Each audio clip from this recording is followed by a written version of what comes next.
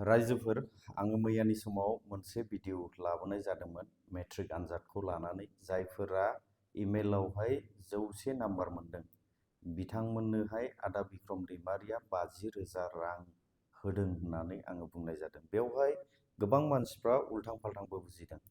खिन्थु आङो बेखौ बुङाखै दे सरकारिनिफ्राय जे सिद्धान्त लादों बेखौ 50,000 आदा बिक्रम दैमारि होनायावनो जोब्बाय होननानै आङो बे बाथ्राखौ बुङाखै। नाथाय आङो बे बाथ्राखौसो भिडिअनि गेजेर खन्दआव बुंनाय जादों जे 50,000खौ गावनि साइडनिफ्राय आदा बिक्रम दैमारिया जायफोरा 100 नाम्बार मोनदों बिथांमोननो होनाय जाबाय आरो एन्टायर बिटिसिआव थानाय साफ्रोमबो स्टुडेन्टफोरनोहाय आदा बिक्रम दैमारिया होनो थाखाय इनिशिएटिभ लादों आरो जुदि बेबायदि इनिशिएटिभ लायाखैमोनब्ला बिथाङा ससियेल मिडियायावहाय बेबायदि अपेनै फैनानै रांखौ होनाय नङामोन नैबे बाथ्राखौसो आङो बुंदों। नाथाय बिनि गेजेरावहाय गोबां मानसिफ्रा बेबायदि बुंदों जे 3 लाख रां होनाया बे 50,000जोंनो थगायनानै दोननोसै नामा होननानै गोबां मानसिफ्रा बुंदों आरोखि। दा रायजोफोर आङो बे बाथ्राखौनो क्लियार खालामनो थाखाय नैबे भिडिअखौ लानानै फैनाय जादों।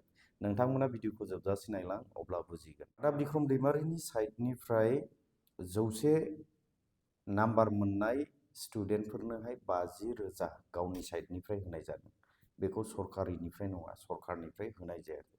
स्पेसियेलि गाव मोजां मोननानै गाव अननानै स्टुडेन्टफोरनि जौगानायखौ बिथाङा हास्थायनानै बे 50,000 रांखौ होनाय जादों। आरो आङो मैयानि भिडिअआव बेखौबो बुंनाय जादों जे एन्टायर बिटिसिआव थानाय स्टुडेन्टफोरनो होजोबनांगौ बा होजोबोब्ला मोजां जागोन होननानै आङो आदा बिक्रम दैमारिनि सायावहाय मोनसे खावलायनाय स्टाइलखौ आङो दोनदों आरोखि। ओमफ्राय गोबाङा कमेन्टआव बुंहरदों जे 3 लाख रांखौ नैबे 50,000 होनायजोंनो खोमोरनानै दोननोसै नामा? बेबायदिजों जानाय नङा।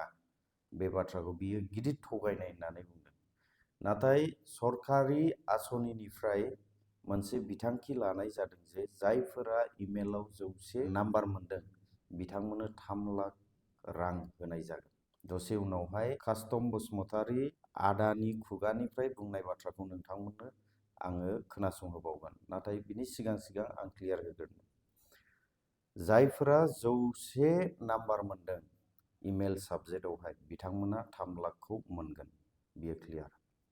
ओमफ्राय जायफोरा टप 10 थांनो हादों, टप 10 मासिखौहाय जायफोरा नाजावनो हादों बिथांमोना मोनगोन जाहैबाय 5 लाख नोगोद रां। बेसो बाथ्राया।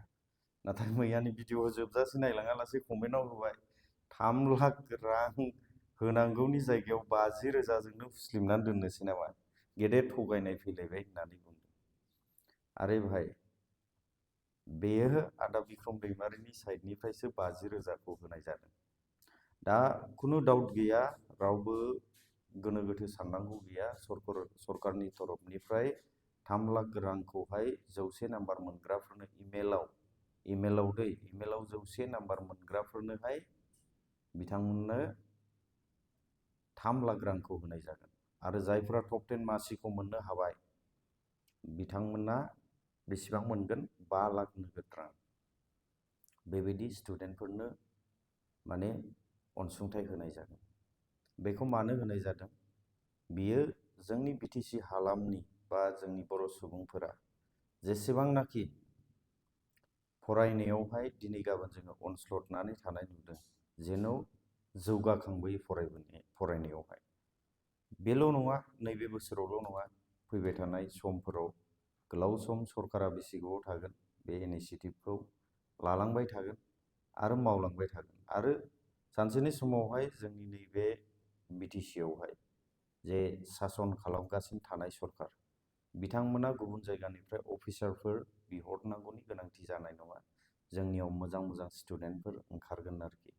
नैबेखौ नोजोर लाखिनानै बे खामानिखौ मावनाय जादों। दा बेवहाय खुनु डाउट साननांगौ गैया, बयबो मोनगोन, सिन्था खालामनो नाङा। आरो माबायावहाय बिपिएफ दोलोआवहाय नैबे इउपिपिएल, नैबे बिजेपि, नैबे कंग्रेस, नैबे बायदि बायदि पार्टिनि बेफोरबायदि बुंनाय जेबो गैया। गासैनोबो अनसुंथाइखौ होजोबगोन। नाथाय गारबोनाय समफोरावहाय मोनसे सोदोब ओंखारदों ना गोरान बायदि फोरानगोन होननानै आरो बेहाय ना गोरान बायदि नों सोरखौ फोराननो नागिरदों नोंनिनो आंगो लोगो फंसे रावजों मोनसे सुरखौ रायज्लायग्रा बर' जाथिखौनो बा नैबे बिटिसि हालामाव थानाय जाति जनगोष्ठीफोरखौनो नोंथांमोना ना गोरान बायदि फोराननो नागिरदोंमोन फैयै फैयै नैबे थांनाय MCLA बिसायख'थियावहाय बहुद गाज्रियैनो जेननो गोनां जादों दा रियेलाइज खालामनानै लाब गैया बेनिखायनो रायजोफोर पलिटिक्सआवहाय गोबां एंगेलजोंहाय दायखौ नागिरनांगौ जायो आरो अपोजिशन पलिटिक्स पार्टिया एनि टाइम स्ट्रं जानांगौ बहुद स्ट्रं जानांगौ बहुद काउन्टार होनांगौ नोंथांमोननि काउन्टार होनायनि गेजेरजोंनो जोंनियाव बांसिनै सरकारा इनिशिएटिभ लानो गोनां जायो आरो नोंथांमोननि गेदेर गेदेर काउन्टार होनायजोंनो जोंनि नैबे बिटिसि हालामा जौगानायनि लामायाव फैयो राजनितियावहाय रावजोंबो पार्सनेलिटि एगेन्स्ट थाया आरो रावजोंबो असे आंगो लोगोबो थाया जोङो मानसि हिसाबै नोंजों आंजों बहुद लोगो नाथाय राजनिति हिसाबै आं नोंजों लोगो गैया बेबायदि जायो दा रायजोफोर कास्टम बसुमतारी आदाया मा बुंखो खोनासंना लायोब्ला जाबाय বিটিচি অঞ্চলত মেট্ৰিকত টপ 10 আমি বাছনি কৰিম আৰু টপাৰসকলক 5 লাখ ফাইনেন্সিয়েল এছিষ্টেণ্ট বিটিচি চৰকাৰৰ পৰা দিয়া হ'ব হায়াৰ ছেকেণ্ডেৰীত 3টা ষ্ট্ৰীমো ছায়েন্স আৰ্টছ কমাৰ্চ টপ 10 হিচাপে বাছনি কৰিম আৰু তেওঁলোকে ফাইনেন্সিয়েল এছিষ্টেণ্ট 5 লাখকৈ বিটিচি চৰকাৰৰ পৰা পাব MILত যি MILA নহওক মাতৃভাষা ইয়াত যদি বিটিচি অঞ্চলৰ পৰা টপাৰ হয় তেওঁলোকে 3 লাখ টকা পাব যিসকলে medical engineering college UPSC APSC MPhil আৰু PhDত এডমিশ্যন পায় আমাৰ BPF চৰকাৰৰ পৰা ফাইনেন্সিয়েল এছিষ্টেণ্ট পাব এই কামো আমাৰ এই বছৰৰ পৰা আৰম্ভ হ'ব ইয়াৰ কাৰণে হাগ্ৰামা মহিলাৰ চাৰে 5 মাহত যি কাম কৰি দেখালে যোৱা UPPLে 5 বছৰত এই কাম কৰি দেখাব পৰা নাই UPPLক 4 বছৰ লাগিছে CSB বোৰ্ড গঠন কৰিবৰ কাৰণে হাগ্ৰামা মহিলাৰ চাৰক 2 মাহ লাগিছে CSB বোৰ্ড গঠন কৰিবৰ কাৰণে আমাৰ CSB বোৰ্ড গঠন কৰাৰ পাছত আমি গম পালো প্ৰায় 5 আছে আৰু এই 5000টা যি পোষ্ট আছে এই আমাৰ BTCৰ যুৱতী যিসকলে শিক্ষিত তেওঁলোকক এপইণ্টমেণ্ট দিয়া কাম এই 5 বছৰত সন্মানীয় হাগ্ৰামা মহিলাৰ চাৰে কৰি যাম বুলি ইতিমধ্যে তেখেতে ঘোষণা কৰিছে